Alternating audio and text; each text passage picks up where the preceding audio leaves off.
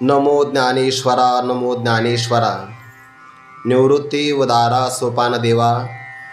मुक्ताबाई नमो त्रिभुवन पावनी। आद्यत्रय जननी देवांची जयांचे केलिया स्मरण। होय सकळ विद्यांचे अधिकरण। तेचे वंदो श्रीचरण श्री गुरूंचे ते नमस्कारोनी आता। तस्माद ज्ञानसंभूतं रुस्तं ज्ञानासीनात्मनः चित्वैनं संशयं योगमातिष्ठतिष्ठ भारत। हे असो काय म्हणावे सर्वज्ञ जाणती स्वभावे। तरी निके चित्त द्यावे हे विनंती माझी। कैवल्य साम्राज्य चक्रवर्ती विश्वमौली ज्ञानोबाराय सकल ब्रह्मनिष्ठ गुरुजनांच्या परमकृपेने श्री भगवती ज्ञानेश्वरीच्या चतुर्थ अध्यायाच्या अंतिम श्लोकावर आपण चिंतन करत आहोत। आज या अध्यायाची सांगता होत आहे।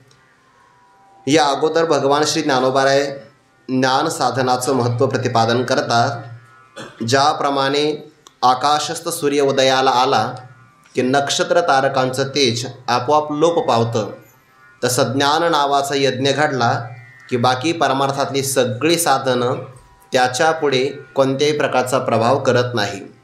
मग या ज्ञानप्राप्तीचा उपाय काय आहे? ज्यांना शास्त्राचं पूर्ण ज्ञान आहे आणि त्या ज्ञानाचा अनुभवही प्राप्त आहे, अशा ज्ञानीनच तत्वदर्शिनः महापुरुषांना शरण जावं, प्रणिपात करावा, सेवा करावी आणि त्याद्वारे ज्ञान संपादन करावं। जर हे ज्ञान संपादन झालं तर जगतामध्ये अत्यंत सर्वात मोठं पाप करणारा जरी तू असशील किंवा तुझ्या हातून पाप घडलं असेल तरी त्या पाप नावाच्या सागरातून ज्ञाननौकेच्या द्वारे तू सहज तरून जाशील। ज्ञानासारखी पवित्र वस्तू या जगतामध्ये दुसरी कोणतीही नाही। अनंत कालापासून जीवाच्या पाठीमागे लागलेलं अज्ञानाचं बंधन आणि त्या बंधनातून जीवाला प्राप्त होणारा जन्म आणि मरणरूप असणारा संसार, याला पूर्णतया म्हणजे कार्यासहित कारणाची आत्यंतिक निवृत्ती करणारं ब्रह्मज्ञानासारखं दुसरं कोणतंही साधन समर्थ नाही। या ज्ञानप्राप्तीचा अत्यंत समीपवर्ती एखादा उपाय सांगा की ज्यामध्ये अवश्य फल प्राप्त होईल, तर तोही उपाय भगवान सांगतात, श्रद्धावान लभते ज्ञानम तत्परः संयतेंद्रियः। जो अत्यंत सेवेमध्ये सावध आहे, ज्याने आपल्या सर्व इंद्रियासहित मनावर विजय संपादन केला आहे आणि वेदवाक्य किंवा गुरुवाक्य यांच्या वचनावर ज्याचा आत्यंतिक विश्वास आहे की हे असंच आहे, याला म्हणतात श्रद्धा। या तीन गुणांनी संपन्न असणारा साधक त्याला अवश्य ज्ञान प्राप्त होतं आणि एकदा ज्ञान संपादन झालं की त्याला पराशांतीसुद्धा प्राप्त होते।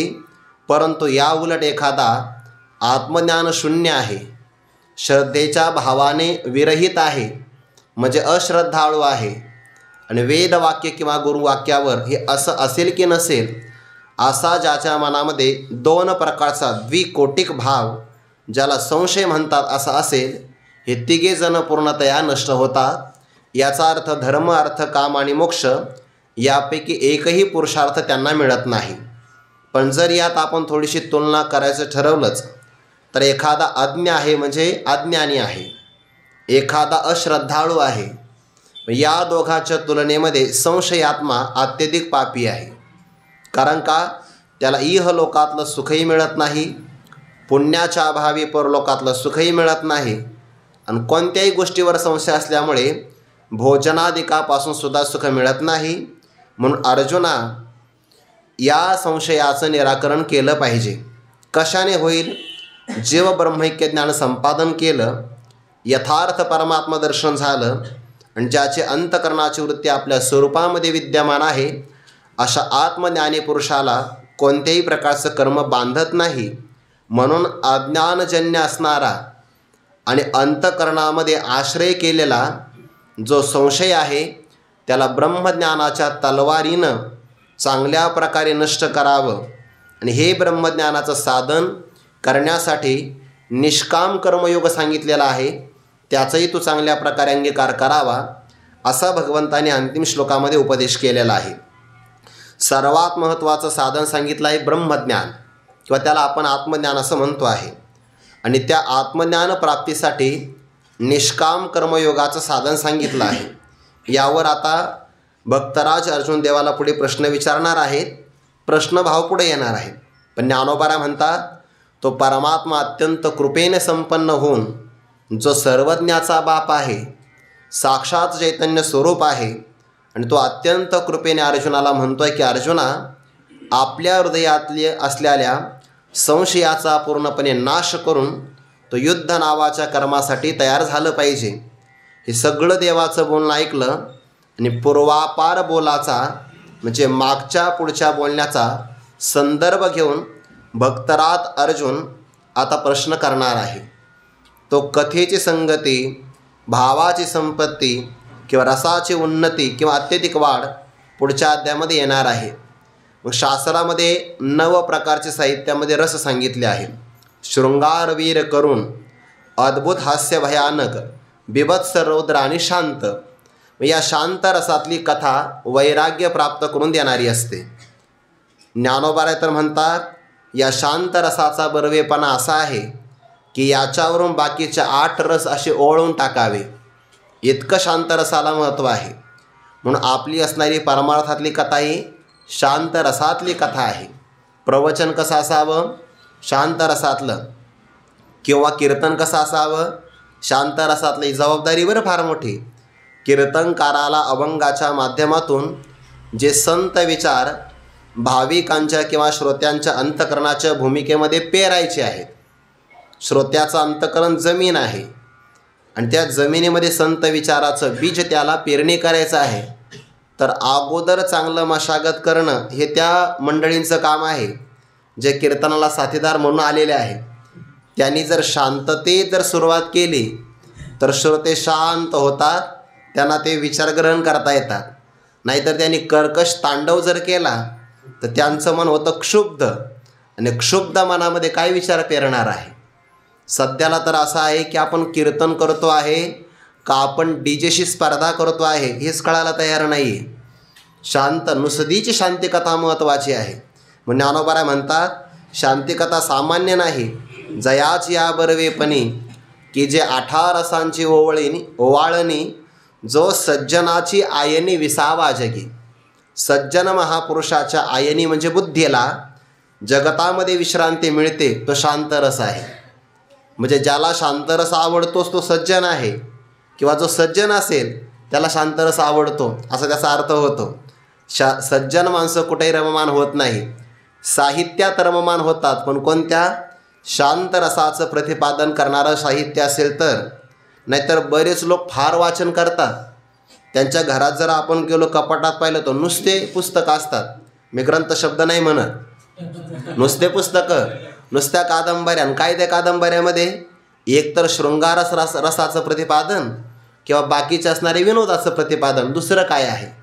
म्हणजे हास्यप्रधान किंवा शृंगारप्रधान, ज्यामुळे मानवी जीवनाचं अधःपतन होतं ते नाही. सज्जन तो आहे की ज्याचं मन साहित्यामध्ये रममाण जरी झालं तरी शांत रसाचं प्राधान्य ज्याच्यामध्ये आहे अशाच असणाऱ्या ग्रंथामध्ये तो रममान होतो. ज्ञानोबाचा शब्द आहे हा, जो नाम शांतरस सज्जनाची आयनी विसावा जगी. सज्जनाच्या बुद्धीला ज्याला जगतामध्ये विश्रांती मिळते, जो शांतचे अभिनवेल असा शांतरस अपूर्व रूपाने प्रगट होईल. परंतु ती कथा मराठी शब्दामध्ये आपण श्रवण करावी. म्हणजे तुमचे तर मराठी शब्द आहे, प्राकृत आहे, सामान्य असतील नाही. शब्द आमचे मराठी आहे, पण त्या शब्दातला अर्थ पाहिला तर समुद्राहून सखोल अर्थ भरित. जेव्हा आपण संत वाङ्मयाची जेवढी जास्त सेवा करतो ना, ती जितकी आपली सेवा वाढेल तितकी आपल्याला संत वाङ्मयातल्या शब्दाच्या अर्थांची उकल होते. याला दुसरा पर्याय नाही बरं.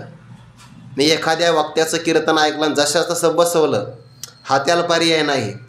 ते आपल्याही विहिरीला पाणी लागलं पाहिजे थोडंसं. जरी आपल्याही विहिरीला लागले पाहिजे ना, आपल्याही सेवा झाल्याशिवाय हे कळत नाही. जितकी अक्षराची सेवा होईल तितके यातले अर्थ ओकल होतात.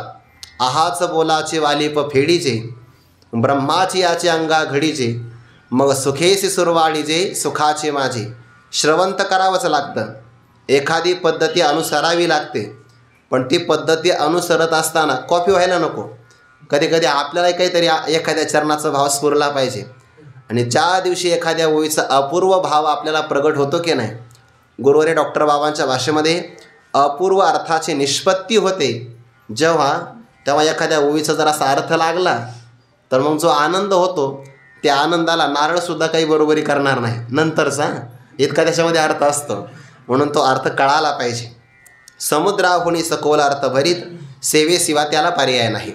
सूर्याचं बिंब पाहिलं तर अगदी आपल्या बचकेमध्ये मावू शकतं, पण प्रकाश प्रगट झाला तर सगळं त्रैलोक्य त्याच्यासमोर कमी पडतं.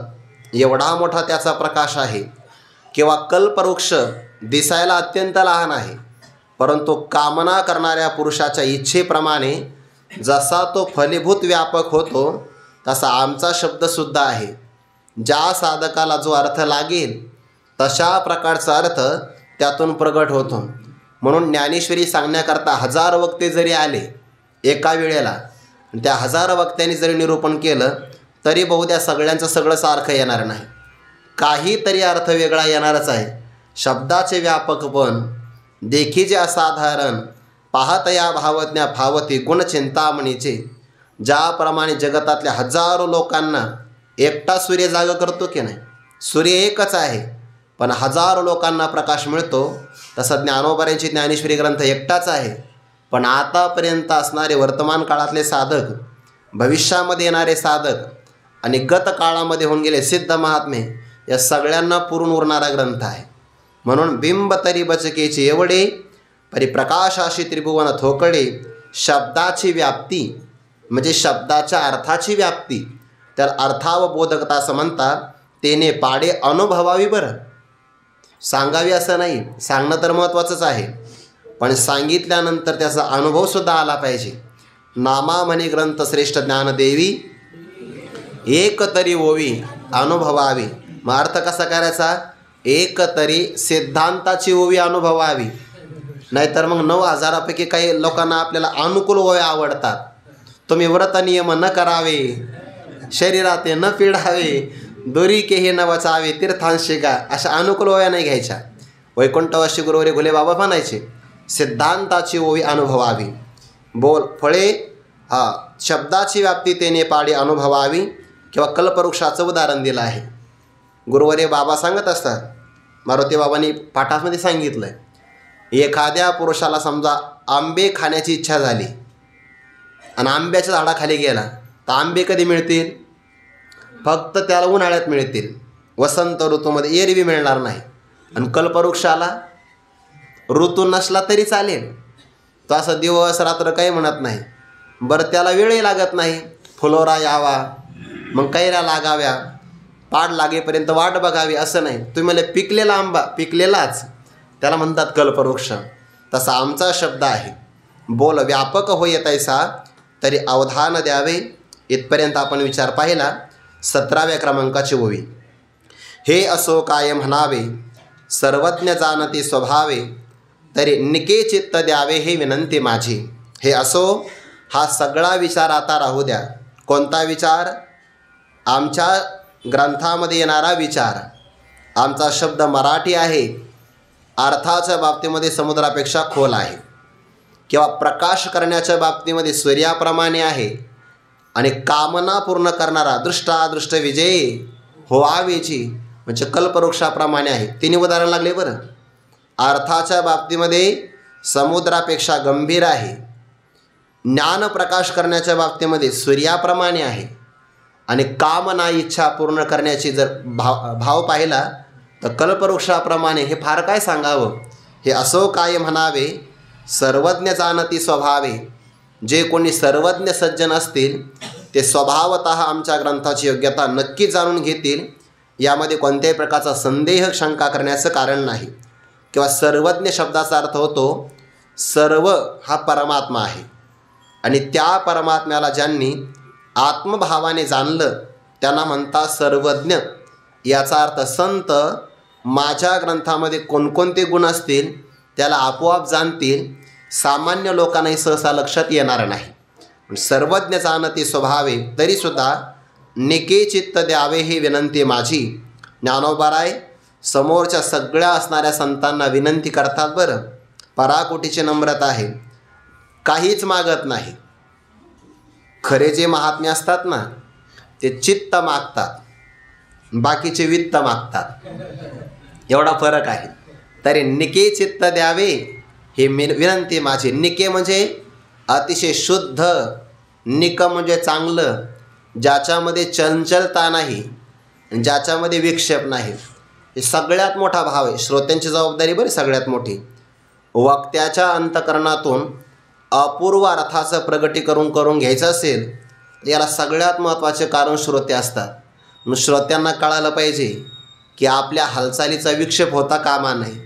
नाहीतर काही श्रोते बडबड करतात, काही फोनवर बोलतात, काही उठून जातात. हे नाही, त्यांना रसभंग होतो कथेचा. हे जबाबदारी फार मोठी. वक्त्याची जशी जबाबदारी आहे तशी श्रोत्यांची सुद्धा जबाबदारी आहे. आणि जर अपूर्व भाव प्रगट व्हायचा असेल तर त्याला एकदम चाणाक्ष, चतुर, एकाग्र आणि स्थिर श्रोता लागतो. गुरुवर्य श्री बाबा सांगत असतात, 9 स्कंद पूर्ण झाले भागवताचे, 10व्या स्कंदाला प्रारंभ झाला तर तेव्हा श्रीमद परमहंस परिव्राजकाचार्य शुकदेवजी महाराज असं बाबाचा हात असतो. शब्दही तसाच असतो बघा.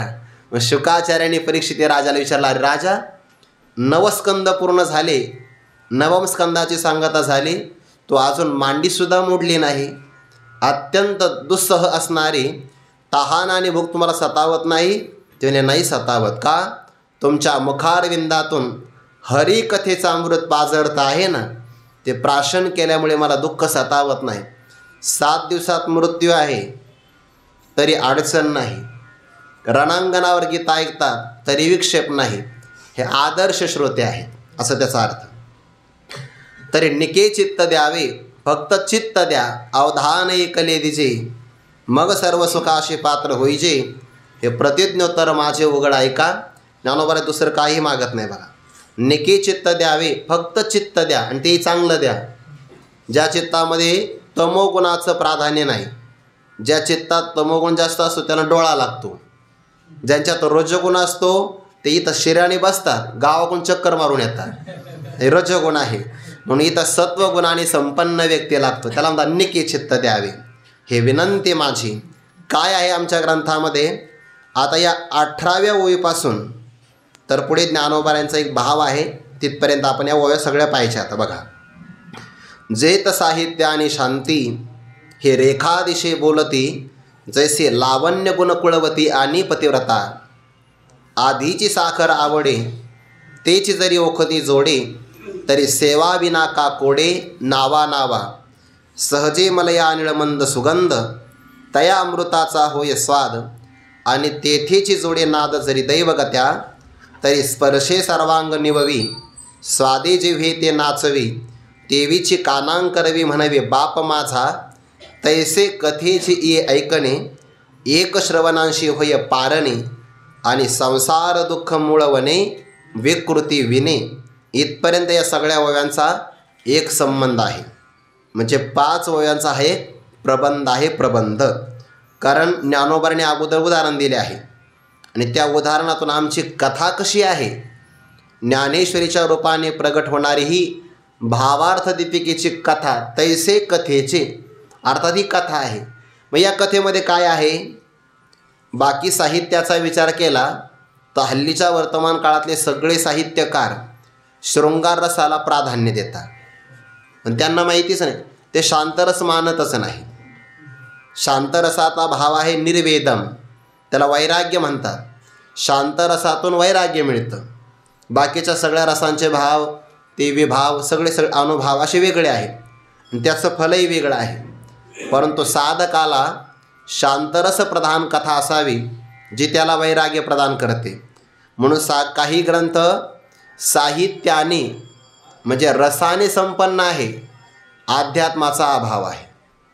काही ग्रंथामध्ये पराकोटीचा अध्यात्म आहे पण वृक्ष आहे, पण त्यामध्ये रसभरितपणा नाही. पण ज्ञानोबाऱ्यांची वाङ्मयीन कलाकृती अशी आहे की जिथं पराकोटीचा अध्यात्मही आहे आणि त्याच्याबरोबर साहित्याचा आनंदसुद्धा आहे. म्हणजे दृष्टांत, उपमा, श्लेष असे सगळे अलंकारसुद्धा आहेत. भाषेला शोभा आणण्याकरता त्यामध्ये शब्दालंकार असावे लागतात आणि त्यामध्ये अर्थालंकारही असावे लागतात. हे अलंकृत करणारे भाग आहे. अर्थालंकार म्हणजे शब्द एक आहे पण त्यामध्ये अर्थाची निष्पत्ती होते. जसं की 13व्या अध्यायामध्ये एक श्लेष नावाचा अलंकार आला आहे. अज्ञानी पुरुष कसा असतो म्हणे, दिव्याप्रमाणे असतो. ज्ञानोबा त्या ठिकाणी अर्थालंकार वापरतात. एकच भाव आहे पण दोन दोन अर्थ प्रकट होतात. थोडक्यात सांगतो, दिवा काय करतो म्हणे, अळुमाळ प्रकाश करी. उगा थोडा प्रकाश करतो. तसा अज्ञानी माणूस उगा फक्त अर्ध्या हळकुंडाने पिवळा असतो. अळुमाळ प्रकाश करी याला अर्थालंकार म्हणतात. म्हणजे अर्थ वेगवेगळे निघतात. अळुमाळ प्रकाश करी तेतुलीनेच उभारा धरी. तेवढ्याने तो दिवा असा उष्णता धारण करतो. तसं थोडंच ज्ञान आहे पण त्याने फुगून जातो. अळुमाळ प्रकाश करी तेतुलीनेच उभारा धरी असंच तो आहे. किंवा विजेला प्राण सांडी, फुंकर मारली दिवा लगेच माल होतो. तसं एखाद्या व्यक्तीने अज्ञानी पुरुषाला समजावून सांगण्याचा प्रयत्न केला तो बंद करतो येण्याचं. विजेला प्राण सांडी तो तुम्हाला शिकवू नका, असं याला अर्थालंकार म्हणतात. आणि शब्दालंकारामध्ये काही काही शब्दांचे अपूर्व अर्थ प्रकट होतात. अनुप्रास नावाचा अलंकार आहे. रंगी रंगे रे श्रीरंगे या सगळ्या पदामध्ये र शब्दाची वारंवार अनुवृत्ती झाली, याला अनुप्रास अलंकार म्हणतात. किंवा शमदम मदन मदभेद 18व्या अध्यायामध्ये दम लागतो म्हणाला त्या 10 अवयवाची संता घ्यावी लागत्या. शमदम मदन मदभेद मम शब्द आला की नाही. किंवा रंगी रंगे रे श्रीरंगे किंवा अतिकृत कंदर्प सर्प दर्प कसे शब्द आहे ज्ञानोबारायांचे, याला शब्दालंकार म्हणतात. शब्दालंकार अर्थालंकार हे साहित्य आहे किंवा त्यामध्ये रसाभिव्यक्ती होणं हे साहित्य आहे. पण ज्ञानोबारा म्हणतात आमच्या ग्रंथामध्ये साहित्यही आहे. शब्दालंकार, अर्थालंकार, उपमा, दृष्टांत, अनन्वय नावाचा अलंकार पाठीमागे पाहिला आपण. अमृताची चव अमृताप्रमाणे, तसं ज्ञान हे ज्ञानाप्रमाणे याला म्हणतात अनन्वय नावाचा अलंकार. 12व्या अध्यायामध्ये व्यतिरेक नावाचा अलंकार आहे. एकाचं वर्णन केलं पण उणीव सांगितली. मोक्ष देव निवदार काशी होय कीर पर वेचावे लागे शरीर ते गावे. शरीर वेचावं लागतं ना, व्यतिरेक अलंकार. हिमवंत दोष खाय परी जीविताची हानी. गंगा पवित्र आहे पण बुडावं लागतं, हा व्यतिरेक अलंकार आहे. असे अलंकार अनेक प्रकारचे रस अभिव्यक्ती हे आमच्या ग्रंथाचं वैशिष्ट्य आहे. बाबांनी पाठामध्ये काल परवा सांगितलं, ज्ञानेश्वरीमध्ये सिद्धांताच्या ओव्या कमी आहे. जवळपास 9,000पैकी 4,500 5,6 हजाराच्या अशा काहीतरी ओव्या, जवळपास 4,500 ओव्या तर दृष्टांताच्याच आहेत. साहित्यही आहे आणि त्याबरोबर शांतीसुद्धा आहे. ज्ञानेश्वरी वाचताना समजून घेताना कंटाळा येत नाही, त्यामध्ये आनंदसुद्धा आहे. आणि शांती म्हणजे शांत रसाची अभिव्यक्ती आहे. हे रेखा दिशे बोलती, रेखा म्हणजे रेषा किंवा रेखा म्हणजे जोड. आमच्या ग्रंथामध्ये साहित्य आणि शांत रसाची असणारी जोड चांगल्या प्रकारे आपल्याला स्पष्ट दिसेल, याला म्हणतात रेखा दिशे बोलती. बोलती म्हणजे स्पष्ट. उदाहरण काय दिले, गोड. जैसे लावण्य गुणकुळवती आणि पतिव्रता. हे कठीण असतं बरं एकत्र येणं. एखादी स्त्री सौंदर्य संपन्न आहे, सौंदर्य हा गुण आहे, गुण लावण्य गुण म्हणतात. त्याही बरोबर पुन्हा उत्तम कुलवान घरामध्ये जन्म आहे. कुलवान घरातली स्त्री कशी असते, ना तरी कुळवधू लपवी अवयवाते. आपल्या पायाचं नखसुद्धा कोणाला दिसू देणार नाही, त्याला म्हणतात कुळवती. सौंदर्याने संपन्न आहे, कुलवान घरातली स्त्री आहे आणि त्याबरोबर देव अग्नी ब्राह्मण यांच्या समक्ष जिचा एका पुरुषाशी विवाह झाला, त्या पुरुषाला सोडून जगातले अन्य पुरुष वडीलस्थानी किंवा भावाच्या ठिकाणी आहे, त्याला म्हणतात पतिव्रता. म्हणजे ज्याप्रमाणे एखादी पतिव्रता माऊली असावी, कुलवान घरातला जन्म असावा आणि सौंदर्याने संपन्न असावे, हे जसं दुर्मिळ आहे किंवा जसा हा योग यावा, तशा आमच्या ग्रंथामध्ये साहित्यही आहे आणि शांतीसुद्धा आहे. इतका अपूर्व हा ग्रंथ आहे. म्हणून तर गुरुवारी बाबा पाठामध्ये सांगत असतात की आता पुन्हा ज्ञानोबाऱ्यांचा जरी अवतार झाला तरी अशी ज्ञानेश्वरी होणे नाही, यापेक्षा कमी होईल, यापेक्षा अधिक होईल अशी नाही होणार. जसे लावण्य गुणकुळवती आणि पतिव्रता हा ग्रंथ आहे. सेवन करत असताना जर एवढी अपूर्वता असेल तर कंटाळा का करावा, करूच नाही. उदाहरण दिलं आहे, आधीची साखर आवडे तेची जरी ओखती जोडे, तरी सेवावी का ना कोडे, नावा नावा. नावा नावा म्हणजे वारंवार. एका व्यक्तीला साखर आवडायची, काय जाणू त्याला एक आजार झाला. आजार झाला म्हणजे शुगर नाही झाली बरं, शुगर नाही. आपले ते एक महाराज कुठंतरी लग्नाला गेले, आता ते व्यवहार पाळायचा म्हणून गेले. ते गेल्यानंतर मग ती व्यक्ती म्हणला जेवा, त्यांना जेवायचं नव्हतं. मग त्यांनी कारण सांगितलं, अहो मला शुगर आहे. त्या व्यक्तीला कळालंच नाही की शुगर म्हणजे डायबिटीज वगैरे असं काही नाही. त्याने तुला शुगर आहे मग तू नुसती साखर खा पण जेव, असं त्याचा अर्थ नाही. एखाद्या व्यक्तीला अगोदर साखर आवडते आणि त्याला एक आजार झाला, डॉक्टरांकडे गेला, डॉक्टरांनी नाडी परीक्षण केलं, सगळ्या चिकित्सा केल्या, पाठीवर झोपा, जीभ बाहेर काढा, डोळे मोठे करा, 2-3 श्वास घ्या आणि मग विचारलं काय होतं, असं नाही. सगळं करून घेतलं आणि रोगाची चिकित्सा केली आणि त्याला सांगितलं बघा तुम्हाला झालेला आजार असाध्य आहे. असाध्य नाही, कठीण आहे, पण जर तुम्हाला एक उपाय केला करता येईल का, सांगा ना उपाय. त्याला अगोदर साखर आवडत होती आणि डॉक्टरांनी सांगितलं दररोज तुम्हाला मुठभर साखर खावी लागेल बघा जमलं तर. आता तो कोण नाही म्हणणार आहे. आधीची साखर आवडे, अगोदरच त्याला साखर आवडते आणि तेच साखर ओखती जोडे. जोडे म्हणजे प्राप्त होणे, ओखत म्हणजे औषध. तीच साखर त्याला औषधाच्या रूपाने प्राप्त झाली. तर ज्ञानोबा म्हणतात सेवाविना त्याने ते सेवन करू नये का. उलट कोडे म्हणजे कौतुकाने, वारंवार म्हणजे जेव्हा त्याला डबा दिसेल तेव्हा. स्वयंपाकघरामध्ये गेला त्या डब्यात असं ना साखर असं लिहिलेलं असतं, स्वयंपाकघरात गेला किंवा कोडे कौतुकाने. काही लोकांच्या खिशातच असते बघा, हां ते आपल्याला साखर देते, आपल्याला वाटतं घ्या, पण मग एक अभंग ऐकावा लागतो. तरी सेवा विना का कोडे, नावा वारंवार का बरं सेवन करू नये. लोक ते साखर का फुकट मिळते का, अख्खा अभंग ऐकावा लागतो कधी काही. मला ते माणसं भेटले मी साखरच घेत नाही, मग दात ठणकतोय मग असं कारण सांगतो. सेवा विना का कोडे,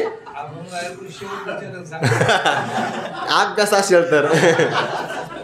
आधीची साखर आवडे तेची जरी ओखती जोडे, तरी सेवा विना का कोडे, नावा. का बरं वारंवार सेवन करू नये केला. हा योग आहे बरं. लावण्य गुणकुळवती पतिव्रता योग आहे. साखर आवडते आणि औषधात मिळाली हा योग आहे. तसं साहित्याने शांतीने संपन्न ज्ञानेश्वरी आहे. वारंवार का बरं सेवन करू नये. एखादा व्यक्ती हो पारायण केलं का ज्ञानेश्वरी, हो एकदा केलं जीवनात, एकदा काय होणार आहे, वारंवार करावं लागतं. सेवा विना का कोडे, नावा. त्या मागच्या वर्षी ग्रंथाची सांगता झाली, बाबांचं आशीर्वादाचं कीर्तन. बाबा म्हणले सांगता होत नसे परत सांगायची, तोच आपल्याला आशीर्वाद आहे. सेवा विना का कोडे, नावा. हा योग सहसा येत नाही. ज्ञानोबा आमचं कथा ऐकणं कसं आहे, एक फक्त ऐकणं आहे, पण एका ऐकण्याच्या बरोबर किती अपूर्व लाभ होतात बाकीचे ते बघा. सगळे लाभ होतात एक ऐकण्याबरोबर. सहजे मलया निळमंद सुगंध, तया अमृताचा होय स्वाद. ज्ञानोबारांचे शब्द आहे बरं हे. या शब्दातल्या प्रत्येक पदाला महत्त्व आहे. ज्ञानोबा म्हणतात वारा वाहू लागला. अनिल म्हणजे वारा पण सोसाटायचा नाही. मंद म्हणजे हळूहळू वारा वाहू लागला. हे कल्पनेकरता फार निरीक्षण शक्ती असावी लागते. निरीक्षण शक्ती. असं रस्त्याने चालता जर एखादी गोष्ट दिसली तर ती गोवता आली पाहिजे. निरीक्षण शक्ती म्हणतात त्याला. असं आहे. सहजे मलयगिरी नावाचा पर्वत आहे आणि त्या मलयगिरी पर्वतावर 52 चंदन आहे. चंदन सामान्य नाही. त्या चंदनाचा एक थेंब तेलाचा मिळाला आणि 1000 लोकांकरता आपण स्वयंपाक करतोय, त्यामध्ये उकळतं तेल आहे. उकळत्या तेलामध्ये चंदनाच्या तेलाचा एक बुंद पडला तर तो तेलाला शांत करेल. यात नवल काय, तो लोखंडाच्या कढईला सुद्धा शांत करतो. याला म्हणतात मलयगिरीवर असणारा बावन चंदन. आणि त्या चंदनाच्या अंगावरचा वारा जर लागला ना तर बाकीचे झाडं सुद्धा सुगंधित होतात. आपल्याकडे चंदन मिळतंय पण ते मलयगिरी पर्वतावर असणारं चंदन नाही मिळत. आपल्या चंदनाला छिद्र पाडावं लागतं, त्या छिद्रामध्ये गाभा असावा लागतो. तो जर गाभा सापडला तर चंदन सकाळी दिसतं, रात्री गायब. चंदन तस्कर लोक असतात की नाही, पण हे चंदन सामान्य आहे. पण ते मलयगिरीवर पर्वतावर असणारं चंदन आणि त्या पर्वतावरून वाहणारा वारा, मलयानिळ म्हटलंय, अनिल म्हणजे वारा. मलयगिरी पर्वतावर आहे चंदन आणि त्या चंदनाच्या सगळ्या अंगावरून किंवा पर्वतावरून मंद वारा वाहू लागला तर त्या वाऱ्याला सुगंध असतो बघा. सुगंध ते कधी कधी आपण आहे ना एखाद्या क्षेत्राच्या ठिकाणी जातो, ते चंदनाच्या असे बारीक बारीक आपल्याला लाकडं विकतात. आपण नाकाला लावलो की सुगंध मिळतो आणि एकदम स्वस्त भावामध्ये. आपल्याला वाटतं वा वा, आपण महाराष्ट्र सोडून आलो तर आपल्याला चंदन मिळालं अल्प पैशामध्ये. तर ते चंदन नसतं, सामान्य लाकूड असतं. चंदनाचा त्याचा स्प्रे मारलेला असतो. त्या जोपर्यंत सुगंध आहे ना त्या अत्तराचा तोपर्यंत वास येतो. आणि घरी आलं लाकडाचा वासच येत नाही. मग आपल्याला कळतं चंदन नाही आणलं, त्याने चंदन लावलं आपल्याला. जाऊ द्या आता, ते सहज मलया निळ मंद सुगंध, त्याला मंद वारा आहे आणि सुगंध हळूहळू वाहतो आहे. तया पुन्हा त्या वाऱ्याला जसा सुगंध आहे, ज्ञानोबांची कल्पना आहे. मलयगिरी पर्वतावर असणारा वारा मंद सुगंध आहे, त्या सुगंध चांगल्या प्रकारे. बरं, सुगंध जर आला तर नाकाला आनंद आहे, जिभेला काय आहे? ज्ञानोबा म्हणतात त्या वाऱ्याला जसा सुगंध आहे तसा तया अमृताचा होय स्वाद. पुन्हा त्याला अमृताची गोडीसुद्धा आहे. षडरस स्वयंपाकातली गोडी आहे आणि अमृतरस स्वाद आणि रस सकळ. अमृताची चवी निवडीचे तरी अमृताची सारिकी म्हणीचे. वारा आहे आणि वाऱ्याला अमृताची गोडी आहे. त्यातही पुन्हा ज्ञानोबा म्हणतात आणि तेथेची जोडे नाद जरी दैवगत्या. दैवगत्या म्हणजे दैवगतीने, प्रारब्धाच्या बलाने तिथं पुन्हा स्वर्गीय स्वरांचं आगमन होणारा नाद ब्रह्माचा आविष्कार झाला. तीन गोष्टी एकत्र आल्या ना आता. म्हणजे वारा मंद सुगंधित आहे, त्याला अमृताचा स्वाद आहे आणि त्याचबरोबर तो वारा वाहत असताना वाऱ्याच्या अंगामध्येच पुन्हा योग्य प्रकारचा संगीताचा नाद जो मनुष्याला जाग्यावर डोलण्याकरता भाग पाडतो, असा नाद ब्रह्माचा आविष्कार झाला तर काय काय होईल? ज्ञानोबा म्हणतात मग तीन गोष्टी घडतील. तरी स्पर्शे सर्वांग निववी. तो चंदनाचा वारा शीतल असल्यामुळे स्पर्श झाल्याबरोबर आपल्या सर्वांगाला शांत करेल. चंदनाचा हा भाग आहे बरं.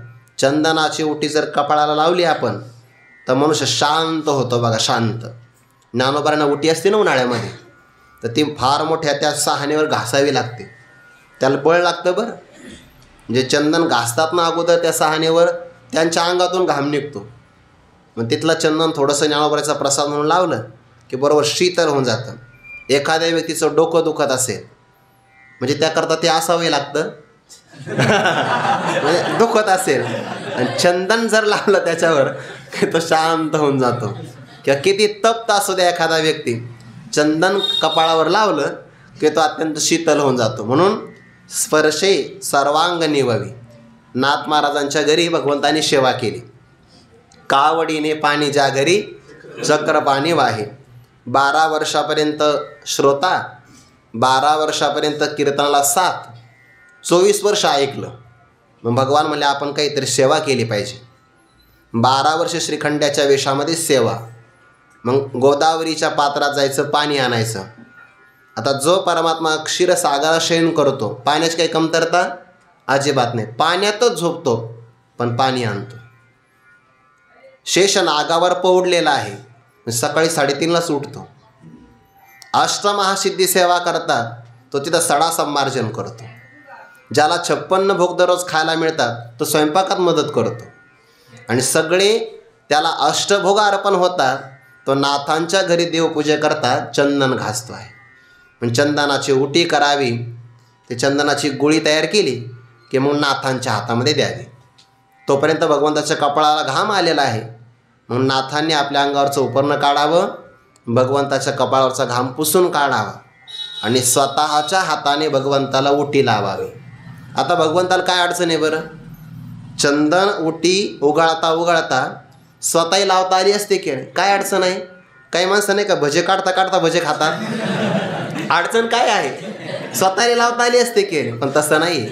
चंदन शीतल आहे, पण नाथ महाराज अगोदर शांती ब्रह्म आहे, अगोदर श्री शांती ब्रह्म. त्यांच्या हातात पुन्हा शीतल चंदन आलं की त्याला देवाचा अपूर्व आनंद आहे. मग काय स्पर्श झाला त्या वाऱ्याचा, सर्वांग निववी, सर्वांगाला ते शांत करतं. स्वादे अमृताचा स्वाद मिळाल्यामुळे जिव्हे ते नाचवी, आपल्या जिव्हेला नृत्य करण्याकरता भाग पाडतं. बघा, ज्या व्यक्तीला चांगला स्वाद मिळाला ना तर त्याला तो स्वाद लवकर गिळावासा वाटत नाही. बघा, अजिबात नाही. काही आपण जेवायला जातो ना, सुरुवातीला सगळ्या भाज्याची चव पाहतो आपण, मग जी भाजी आवडली नाही ते माणसं गटागट खाऊन टाकतं अगोदर. आणि पेढा मिळाला, बासुंदी, जामून मिळाला, सुखे अगदी आनंदाने तो सेवन करतो, लवकर गिळत नाही. ते कधी कधी दैव असं असतं, एखादी भाजी आपल्याला आवडली नाही, ओष्टी टाकायची नाही, आणि ती आपण लवकर खाल्ली तर यजमानाला असं वाटतं याला ही आवडली, ते जास्त वाटते आपल्याला. काय करावं आता? आणि बरं मौनात काही म्हणता येत नाही. साधे जिव्हे ते नाचवी, साधाने ते आपल्या जिव्हेला आनंद प्रदान करते देवीची. त्याचप्रमाणे कानांकरवी म्हणावी बाप माझा, बाप रे बाप, असं तो आश्चर्याचा भाव प्रगट करतो. हे काय हा वारा आहे, याला सुगंधही आहे, अमृताचा स्वादही आहे, आणि त्याचबरोबर या वाऱ्यामध्ये एक चांगल्या प्रकारचा डोलविणारा, मन शांत करणारा नाद आहे. असं ऐकला कानांकरवी, बाप रे बाप. कधी मनुष्याला एखादं वाक्य आवडलं ना तो आपोआप प्रतिसाद देतो. बघा, किंवा काही काही मंडळी असतात ना, असं ते गायनामध्ये बरोबर आलं ना सगळं समेवर, क्या बात आहे, असं ते बरोबर हातवरती जातो. त्याला ना कानांकरवी म्हणावी बाप माझा. पण तिथपर्यंत गेलं पाहिजे बरं. हां, नाही तर मग काय असं म्हणतात लोक, जमलं नाही म्हणतात मग असं. कानांकरवी म्हणावी बाप माझा. ही सगळी उदाहरणं कशा करता दिली ऐका. आता सिद्धांत सांगायचा, ज्ञानोबारा म्हणतात तैसे कथेची ये ऐकणे. आमची ज्ञानेश्वरी कथा आहे ना, या कथेचं ऐकणं तशाप्रमाणे आहे. कशाप्रमाणे? मागे दिलेल्या दृष्टांताप्रमाणे. लावण्य गुणकुळवती आणि पतिव्रता स्त्री असावी, तसं आमच्या ग्रंथामध्ये साहित्य त्याबरोबर शांतरसाचा मिलाप आहे, जोड आहे. किंवा साखर आवडावी, औषधात मिळावी, तशी आमची कथा आहे. त्यानंतर मलयगिरी पर्वतावरचा वारा सुगंधित, अमृताची गोडी, त्यात नाद अभिव्यक्त होणं, तशी आमची कथा आहे. तैसे कथेची ये ऐकणे. या कथेचं फक्त श्रवण करावं. श्रवणात काय काय लाभ? पहिला लाभ, एक श्रवणांशी होय पारणे. याला उपक्रम आणि उपसंहाराची एक वाक्यता म्हणतात. या अध्यायाच्या प्रारंभाला कोणता शब्द आला होता? आजी श्रवणेंद्रिया पाहले, जे येणे गीता निधान देखिले, आता स्वप्नचे हे तुकले साचा सरीशे. आज श्रवणेंद्रियाला पाहलं, उजाडलं, सुकाळ प्राप्त झाला. याचा अर्थ आतापर्यंत श्रवणेंद्रियाला चांगली अध्यात्मकथा ऐकायला भेटली नव्हती, ती आता भेटली. तो झाला उपक्रम. आणि उपसंहारामध्ये तेच आहे. तैसे कथेची ये ऐकणे, एक श्रवणांशी होय पारणे. श्रवण इंद्रिय परमार्थातला अत्यंत भाग्यवान इंद्रिय, अत्यंत भाग्यवान. जर एखाद्या व्यक्तीला चांगलं ऐकण्याची चटक लागली ना तर दुसरं ऐकावं असं वाटत नाही. आणि यदा कदाचित एखाद्या ठिकाणी तो ऐकायला गेला आणि जर वक्त्याच्या मुखातून चांगलं ऐकायला नाही भेटलं तर तो मनातून नाराज होतो. तो विनाकारण आपले 2 तास व्यर्थ गेले. एक श्रवणांशी होय पारणे. पारणे म्हणजे मेजवानी, पक्वान्न. परमार्थामध्ये श्रवण महत्त्वाचं आहे. श्रवण आला तर मेजवानी मिळतेच आहे. पण त्याचबरोबर आणि संसार दुःख मुळवणे किंवा मुळवणे, दुसरा एक अर्थ आहे उजवणे. उजवणे म्हणजे घालविणे असा त्याचा अर्थ होईल, वाट लावणे. आणि मुळवणे शब्दाचा सुद्धा तोच अर्थ आहे की घालविणे. संसार दुःख किंवा मुळवणे म्हणजे मुळासहित उच्चाटन करणं. मुळवणे मुळासहित संसार दुःख कोणत्याही प्रकारची विकृती न येऊ देता. एरवी कसं असतं, एखादा आपल्याला रोग झाला तर त्या रोगाला निवृत्त करण्यासाठी कडवट औषधं घ्यावे लागतात. कधी कधी कडवट औषधं नसतात. एखादा असाध्य रोग असेल तर त्या शल्यकर्म करावं लागतं, म्हणजे ऑपरेशन करावं लागतं. म्हणजे असाध्य असणारा आजार घालवला, पण काय झालं, दुःख झालं ना.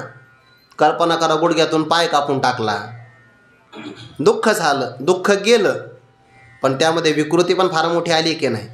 तसं इथं विकृती वाचून संसार दुःख घालवणं आहे. म्हणजे संसार दुःख तर जातच जातं, पण विकृती मात्र कोणती होत नाही. जसं एखाद्या व्यक्तीने अमृत प्राशन केलं, रोगही सगळे जातात, विकृती कोणती नाही होत, उलट आमरपणा मिळतो.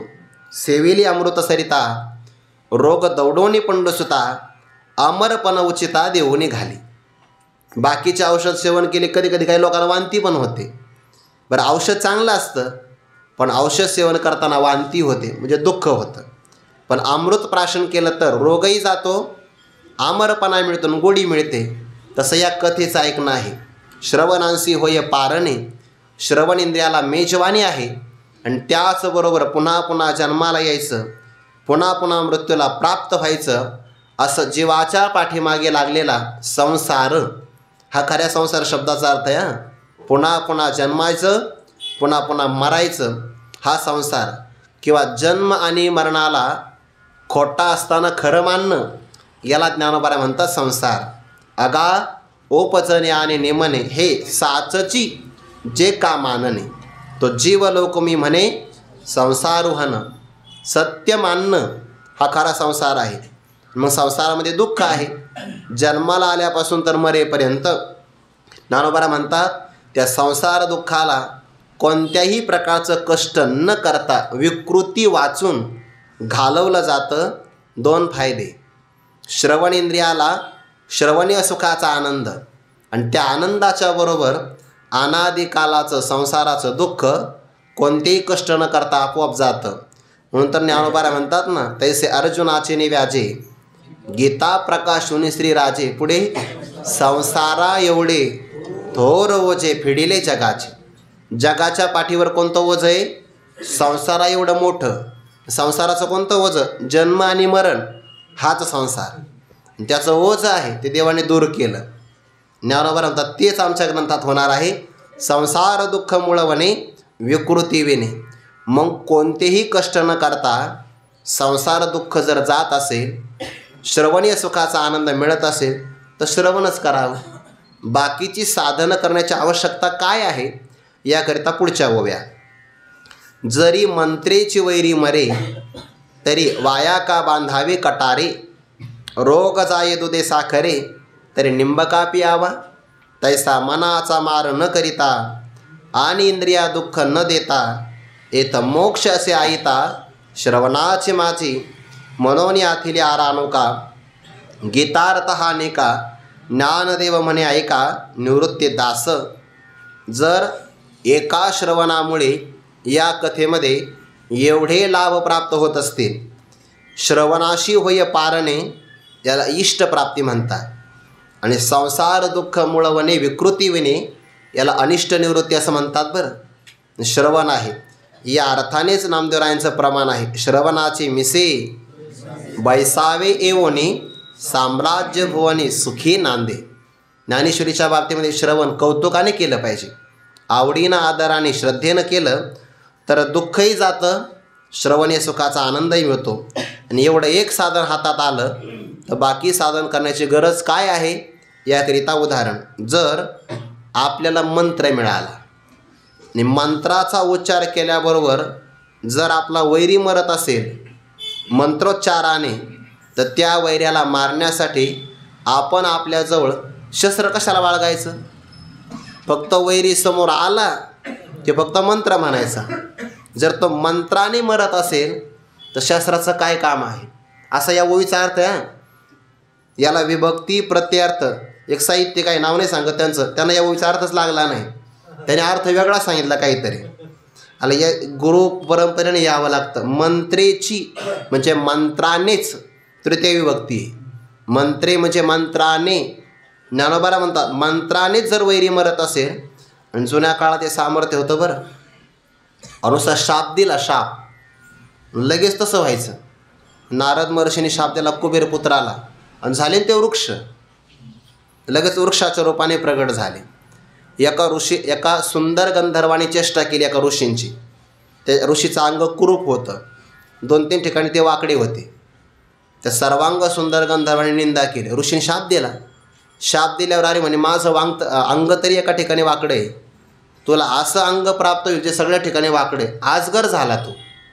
गिळिता आगासूर चिरोणी सांडेला, तो भगवंताने त्याचा उद्धार केला. याचा अर्थ काय, त्या शब्दामध्ये ताकद आहे. तेवढं तपही असावं लागतं. कलियुगात शाप का लागत नाही, कारण परान्न भक्षण केल्यामुळे जिभेत सामर्थ्य राहिलं नाही. दुसऱ्याचं अन्न भक्षण केलं तर ते अन्न खाल्ल्यामुळे जिभेला स्वाद लागला, जिभेत सामर्थ्यच राहिलं नाही. नियम असावा लागतो. म्हणून ते सांगितलं मंत्रेची वैरी मरे. मंत्रानेच वैरी मरत असेल तरी वाया का बांधावी कटारी. आपल्याजवळ कट्यार व्यर्थ का बरं बांधावी, ते कमरेला असते ना कट्यार, लग्नात असते बघा, नवरदेवाच्या गळ्यात असते ना, हे चाकू त्याला पुढे लिंबू लावलेलं, बरं ते सांभाळून ठेवावं लागतं. वाया का बांधावी कटारी, हे कट्यार असते. रोग जाये दो दे साखरे. एखाद्याला रोग झाला, डॉक्टर म्हणले काही नाही, मस्तपैकी गावरान गाईचं बदामी रंग येईपर्यंत त्याच्यात पुन्हा साई आली पाहिजे, साय, त्याच्यात पुन्हा 2 चमचे तूप टाकायचं, साखर टाकायची, असेल तर घरी केशर टाकायचं. कोच्यागिरी येणार आहे जवळ आता. हां, बाबा सांगतात संगीत मसाला. संगीत मसाला म्हणजे शेंगदाणेच कुठं नाही टाकायचं, म्हणजे काजू बदाम अक्रोड पिस्ता केशर कस्तुरी चारोळ्या अशी बाबांची यादी असते. असं रोग आहे दुधे साखरे. दुधाने आणि साखरेने जर आपला रोग जात असेल तर मग निंब का प्यावा, कडुलिंबाचा रस कशाला बरं प्राशन करावा, करू नये. जर दूध साखराने रोग जात असेल कडुलिंब प्राशन करू नका. मंत्राने वैरी मरत असेल तर जवळ शस्त्र बाळगू नका. तैसा सिद्धांत काय सांगायचा, मनाचा मारू न करिता आणि इंद्रिया दुःख न देता येत मोक्ष असे ऐता श्रवणाची माझी. मनाचा मार होतो आहे योगशास्त्रामध्ये, इंद्रियांना दुःख भोगावं लागतं ज्ञानसाधनेमध्ये. ज्ञानोबारा म्हणतात किंवा बाकीची साधना घ्या तुम्ही, कारण इंद्रियांना आवरावं लागतं की नाही. स्वाभाविक विषय वासनेपासून आवरणं याला म्हणतात शम, आणि इंद्रियांना विषयापासून आवरणं याला म्हणतात दम. हे करावं लागतं की नाही. योगाची साधना घ्या, यम नियम आसन प्राणायाम प्रत्याहार धारणा ध्यान समाधी योगश्चित्तवृत्ती निरोधा. मग अगोदर मनाचा मार करायचा, मनाच्या वृत्तीला आवरायचं, इंद्रियांना पराकोटीचं दुःख द्यायचं. ज्ञानोबारा म्हणतात हे करण्याची गरज नाही. मनाचा मार न करिता, तात्पर्य लक्ष ठेवा बरं. मात्र श्रवणाचं महत्त्व सांगायचं आहे. जर तुम्हाला श्रवणाची गोडी चांगली लागली तर श्रवणामध्ये इंद्रियावर विजय आपोआप मिळतो आणि श्रवणामध्ये मनावर सुद्धा विजय आपोआप मिळतो, हे सांगण्याचं तात्पर्य आहे. नाहीतर पाठीमागे तत्पराहा संयतेंद्रिय असा शब्द आला की नाही. जितेंद्रियाशीची घडे योग्यता अवश्य. श्रवणाचं महत्त्व प्रतिपादन करायचं आहे. एक श्रवण नावाचं साधन केलं की तुम्हाला वेगळं मनावर विजय मिळवण्यासाठी आणि इंद्रियाला दुःख देऊन त्याच्यावर विजय मिळवण्यासाठी दुसरी साधना करण्याची गरज नाही, असं यातलं तात्पर्य आहे. हा खेचराचे आहे मना आणि सात्विकाचा पाना श्रवणासवे सुमना समाधी जोडे. श्रवण झाल्याबरोबर सगळी साधना आपोआप घडतात. हत्तीच्या पावलात जगातल्या सगळ्या प्राण्याचे पावलं येतात. 100 रुपयामध्ये बाकी सगळे नाणे येतात. तसं एका श्रवणाच्या साधनेमध्ये सगळे काम होतात. तैसा मनाचा मारू न करिता आणि इंद्रिया दुःख न देता येत मोक्ष असे आयता. आयता म्हणजे आपल्या नावावर मांडून ठेवलेला स्वतःसिद्ध प्राप्त होणारा श्रवणाची माझी. श्रवणामध्येच हा मोक्ष ठेवलेला आहे, सायास करण्याची गरज नाही. म्हणून या कारणामुळे श्रवणाचं एवढं सामर्थ्य आहे. म्हणून आथिलिया आरानुका गीतार्थ हा निका ज्ञानदेव म्हणे ऐका निवृत्तीतास. म्हणून आरानुक म्हणजे समाधान आणि आथिलिया म्हणजे प्राप्त करायचं असेल तर, रम्य समाधान संपादन करायचं असेल तर गीतार्थ हा निका ऐका. बरं, दोन अर्थ आहे. गीतार्थ निका ऐका म्हणजे चांगला ऐका, किंवा निका गीतार्थ चांगला गीतेचा अर्थ तुम्ही ऐका. ज्ञानदेव म्हणे ऐका निवृत्तीदास. सांगणारे कोण आहे? सद्गुरू निवृत्तीनाथांचे दास असणारे ज्ञानोबाराय श्रोत्यांना विनंती करतात, समाधान पाहिजे ना, रम्य समाधान, गीता चांगली ऐका किंवा गीतार्थ चांगली ऐका. अर्थ कळाला तर बरं आहे. चांगली गीता ऐका, निका गीतार्थ ऐका किंवा गीतार्थ हा निका ऐका, चांगल्या प्रकारे ऐका. इति श्री ज्ञानदेव विरचितायां भावार्थदीपिकायां चतुर्थोऽध्यायः. श्रीकृष्णार्पणमस्तु. श्री सद्गुरु ज्ञानेश्वर महाराज चरणारविंदार्पणमस्तु. पुंडलीक वरदारी विठ्ठल श्री ज्ञानदेव तुकाराम माऊली ज्ञानेश्वर महाराज की जय. जगद्गुरु तुकाराम महाराज की जय. सद्गुरु जोग महाराज की जय.